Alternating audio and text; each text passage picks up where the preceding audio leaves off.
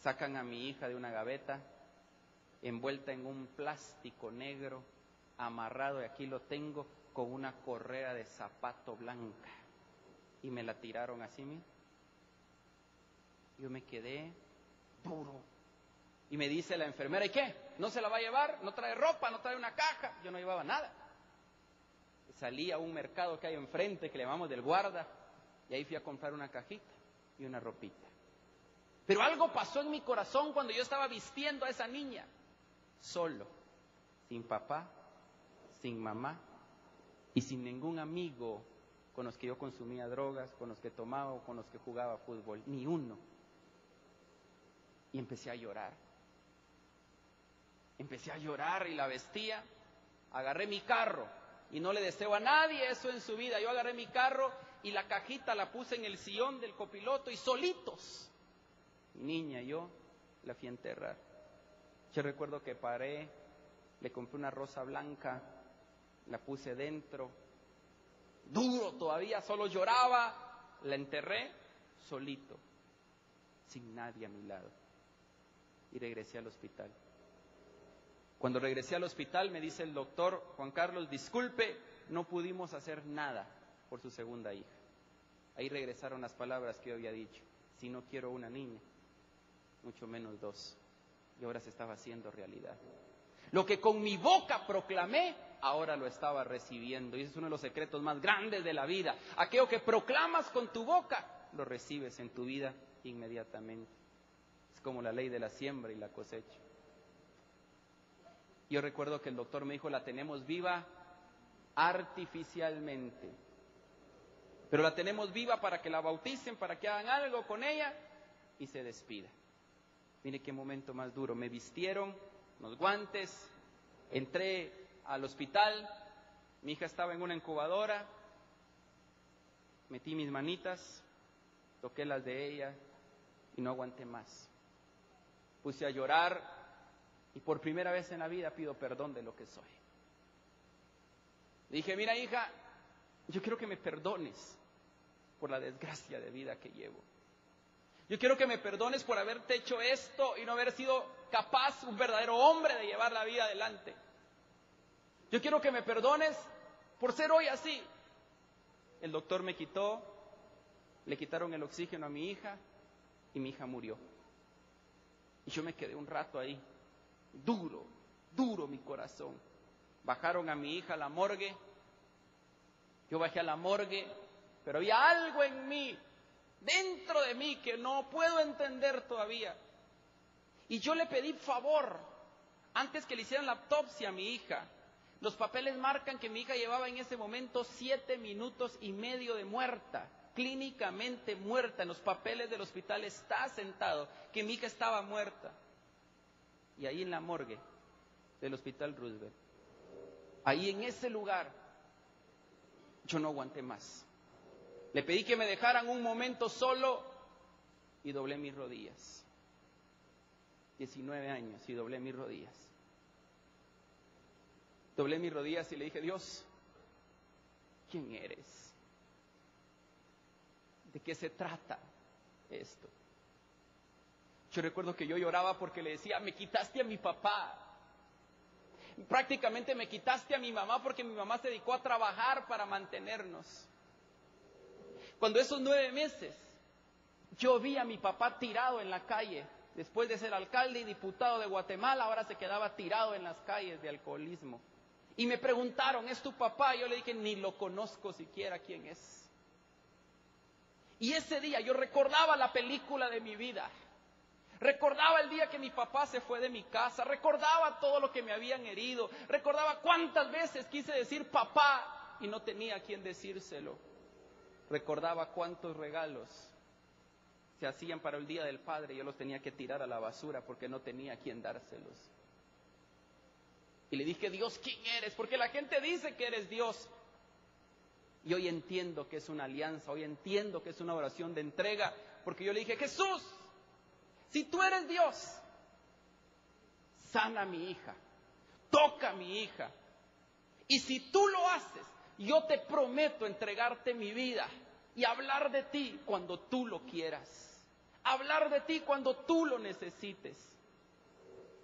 En ese momento de mi vida, única vez que lo he sentido, hubo una mano que se posó en mi hombro y me dijo: Juan Carlos, te amo.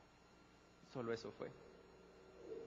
Y ese te amo me hacía llorar y llorar, porque era el te amo que iba a llenar todos los vacíos que yo tenía aquí adentro.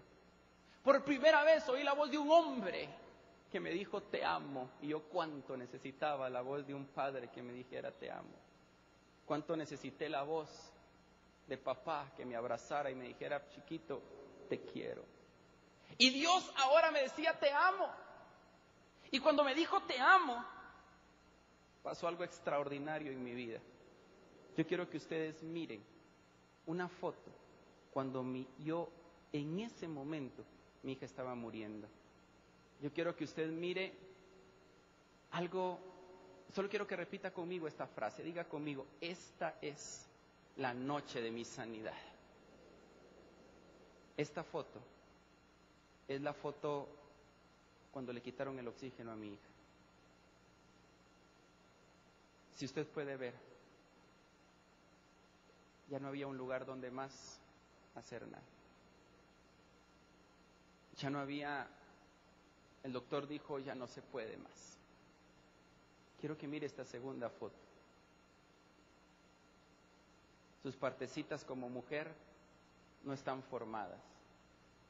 Quiero que mire la pierna izquierda, fracturada en la manipulación cuando la sacaron del vientre. Y el doctor me dijo: Juan Carlos, no es posible, no se puede. Mire esta tercera foto. Ahí, en ese momento, mi hija ya no tenía vida. Y la bajaron a la morgue. Dijeron que no era posible. Dijeron que no se podía. Y murió. Dios, y se lo saco de lo más profundo de mi corazón esta noche, Dios, no le importa cuánto eres tú de pecador. La distancia que separa al hombre de Dios solo se llama clamor, no es pecado. Porque Él dice: clama a mí y yo te responderé. Él no dice cuán pecador eres, cuántas cosas has hecho. Solo clama y Dios viene y te responde. Y te responde con milagros, con señales y con prodigios. Mira, ahí hice mi oración.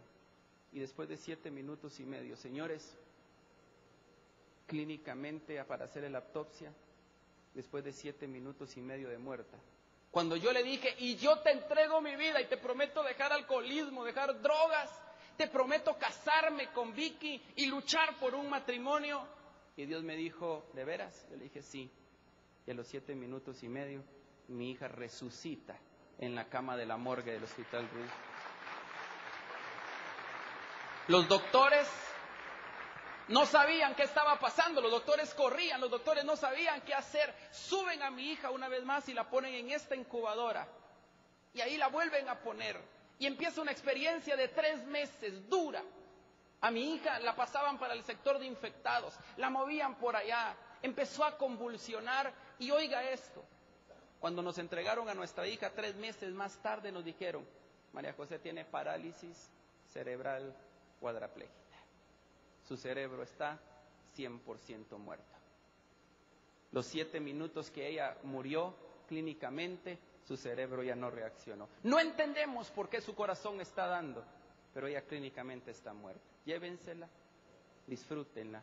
Y los papeles decían: parálisis cerebral cuadraplégica, ciega totalmente, soplo pulmonar, pierna izquierda fracturada con 5 centímetros de acortamiento. Llévense. Nos la llevamos, y cuando íbamos saliendo del hospital, Dios habló a mi oído y me dijo: Juan Carlos, todo lo que yo inicio, soy fiel en terminarlo. Y me aferré a esa promesa. Y yo dije: si Dios inició con María José un milagro, lo va a terminar. Y hubo una voz que dijo: cuando tú veas a tu hija cumpliendo 15 años, me darás la gloria completa en mi vida. Dije, 15 años, me están diciendo 3 meses de vida. Y tú me dices 15 años. Dios es especialista en quitarte barreras y hacerte ver más allá de lo que tú eres capaz de ver. Yo miraba 3 meses, Él me dijo 15 años. Yo miraba a mi hija moradita, yo la miraba y Él me dijo, vela sana, porque yo la veo sana. Y empezamos a verla sana. No fue fácil, porque cuando me dieron a mi hija, ese es el pamper más pequeño que existe. Y así estaba ya cuando nos la dieron.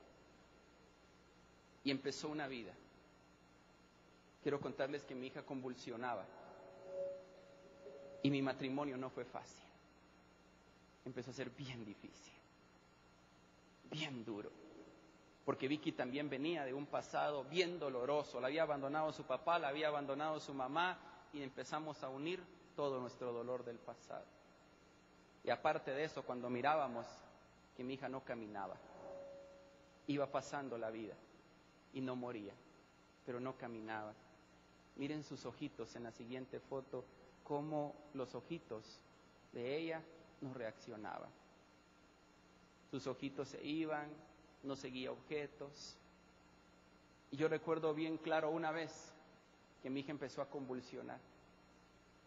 Y convulsionando ella, Vicky y yo nos decíamos en la orilla de la cama, ¿quién de los dos era el culpable que mi hija fuera así? Y nos peleábamos constantemente. Y decíamos, ¿cómo salimos de esto? ¿Qué podemos hacer? En un evento como estos, dando testimonio, mi hija se arrastraba en el suelo porque no caminaba. Se arrastraba, no podía ni gatear.